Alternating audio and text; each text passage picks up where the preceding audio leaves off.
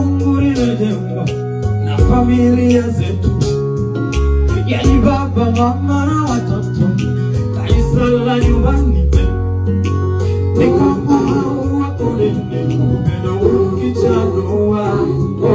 Majirani, ndugu na marafiki watamwona Bwana. Tena ni vyema tuishi pamoja kwa umoja, ni kama mafuta kwenye ndevu za Haruni. Tena ni vyema tuishi pamoja kwa umoja, ni kama mafuta kwenye ndevu za Haruni.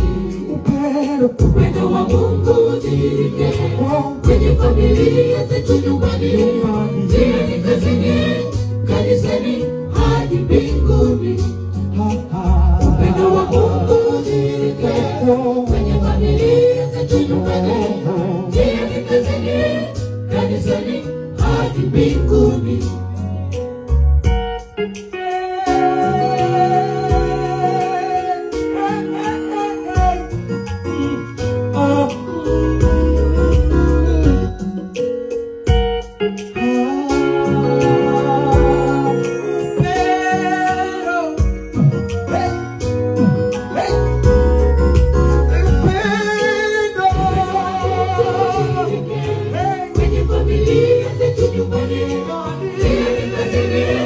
Kanisani hadi mbinguni.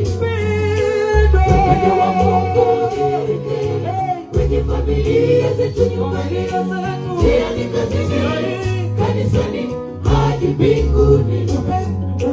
Upendo wa Mungu udhihirike kwenye familia zetu, nyumbani, njiani, kazini, kanisani, hadi mbinguni. Upendo wa Mungu udhihirike kwenye familia zetu, nyumbani, njiani, kazini, kanisani, hadi mbinguni.